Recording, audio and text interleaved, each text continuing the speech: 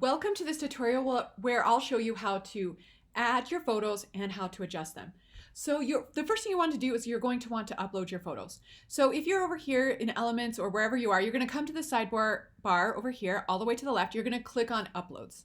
And then you're going to go to Upload Files. And you're going to upload a photo from somewhere on your computer. Mine was just on my desktop. And I can see that it's uploading right now. And so what I can do is I can click on that image over here. So I'm going to click with my mouse, hold down on my mouse, and just come over here and just drag it, and it will just slide right in there. So that's really fun. Now let's say I want to adjust the size of this image. Like I'm like, oh, maybe I can get his head less cut off or something like that. So what I can do is I can click in this, double click. Sometimes it'll let me just crop from in here, but this is kind of confused because of the lines here. So what I want to do is I want to come over here to this crop icon. I'll click on that, and now I can move his image around. I can make it bigger or smaller or whatever it is that I want to do. So that is really cool. When I'm done, I'll click enter or return on my keyboard, and now it's adjusted. So that is really fun. So have fun playing with that. Now, the next thing I want to show you how to do is how to edit it within Canva. Maybe you think it's a little dark or you want to change something around it. So what we're going to do is we're going to click on this image so that it's surrounded. So this was picked up. This line was picked up. This was the stroke line. Let me show you how to change the color of the stroke lines while I'm here. So up here I can see that the color of this element is clear, but the stroke line is white. If I want to change the color of that stroke line, I click here and then I can choose a color, and I can come in here to this border style, and then I can change the weight of it. So that's really fun, right? All right, so let's edit this picture. So I want to make sure that the purple lines are around the image of this photo. And then I'm going to come over here to edit, and I'm going to click on that. And now I have a lot of options here. I can remove the background. If you're a pro member, I can come in here and add filters, which will change how this photo looks.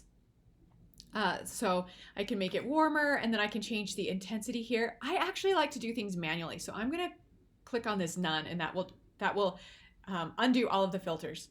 I'm going to come back out here, and what I'm going to click on is this adjust right here. That's where I like to play because I like to do things manually myself.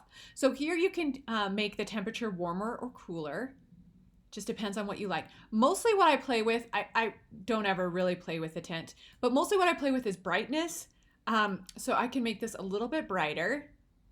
What I want to do is I want to make sure the brightness here and his highlights don't get blown out. This isn't a course on, how to edit photos, but just, use your eye to how you like it. I can bring my highlights up a little bit. Now, vibrance means that it's kind of using a computer algorithm to see what colors are dull, and it's just going to make those colors a little bit brighter. Now, saturation means that all the colors are going to be adjusted. So I like to play with vibrance more than I like to play with saturation. You can also sharpen, you can add clarity, you can add vignette if you want.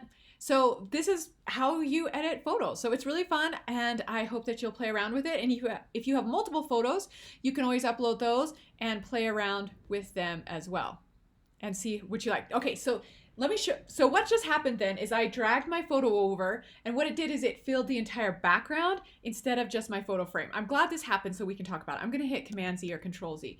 So once again, if I'm gonna play with photos, I need to make sure that just my photo box is selected. I'm gonna delete the previous photo that was in there, and now I'll try again and see what it'll do.